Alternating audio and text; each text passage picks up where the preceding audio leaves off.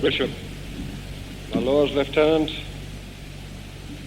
Lady Marion, Your Worship, Madam Mayoress, I'm getting a bit tied up now. Ladies and gentlemen, as you will have observed from your program, there are to be 4 addresses in addition to the speeches we have already heard, and I've been put in to bat first of these 4. I've been trying to guess the reason, but I haven't succeeded. It may be that they thought that I should be commendably brief, although I'm not particularly noted for that. But when I batted in my last cricket match, only a few weeks ago, I was out for a duck in a very few balls, and so it may be that history will repeat itself on this occasion. At any rate, I don't want to speak for long, because the 3 who will follow me are all experts in the educational field and will have far more interesting things to say than I could say. But I have great personal pleasure in being called on to speak and allowed to speak on this occasion, because I have had a very long association with this college.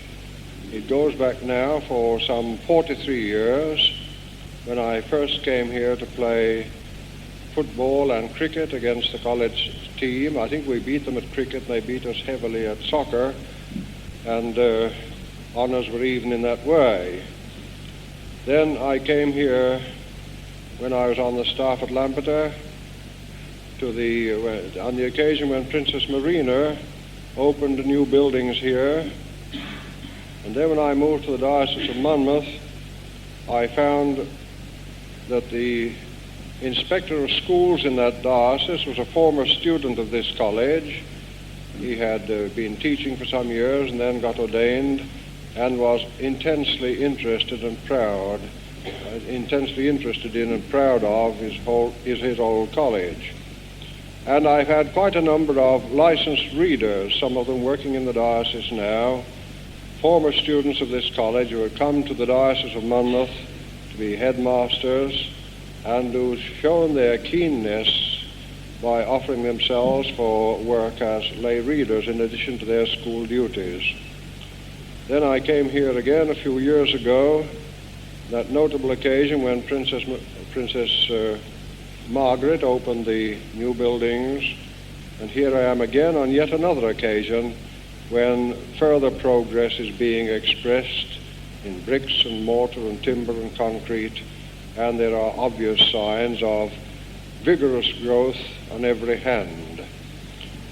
Now, I've got another reason for being especially interested, a more personal one still, and that is that one of my sons is a former student of this college.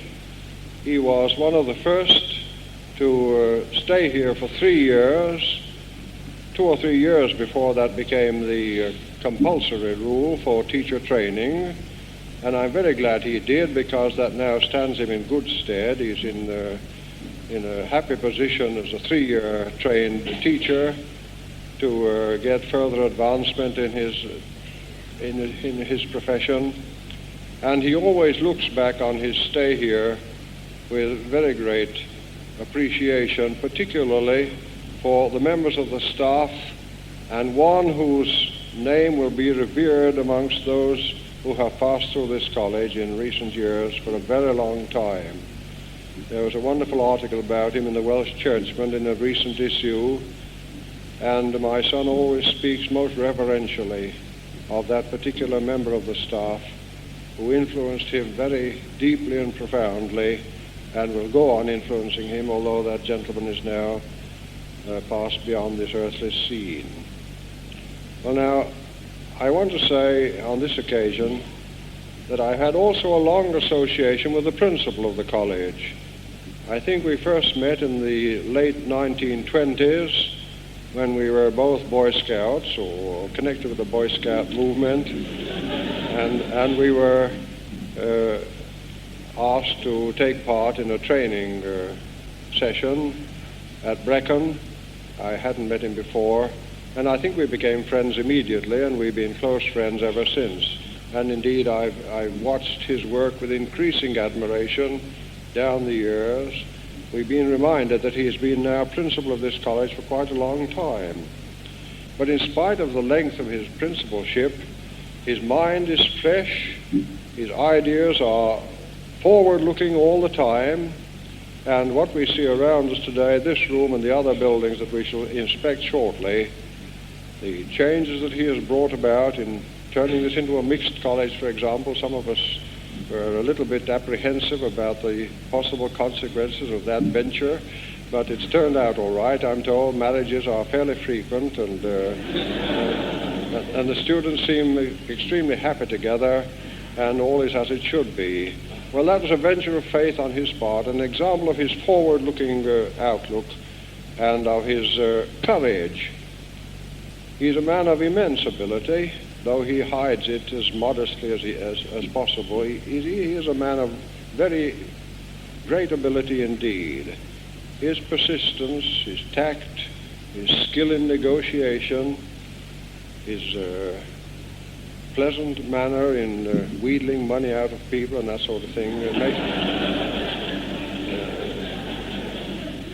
He really has been raised up, I believe, by Providence to be the principal of this college in this long period when so much might have gone wrong, but when all, through his ability and guidance, has gone well.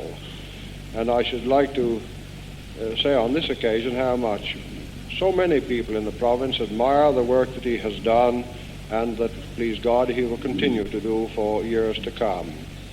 We were a bit apprehensive a few years ago when, as you know, he had a serious illness. We thought that might possibly hinder the further progress that he was planning, but happily he has made an excellent recovery from that, and the work that he has done since has been even more valuable for the college than the work he had done previously. This room we are now in and the other buildings will remain for future time as a monument to his skill, persistence, courage, perseverance, vision, and all those other qualities that he displays in such abundance. And it gives me very great pleasure to be here on this occasion and to have this privilege of saying these few words.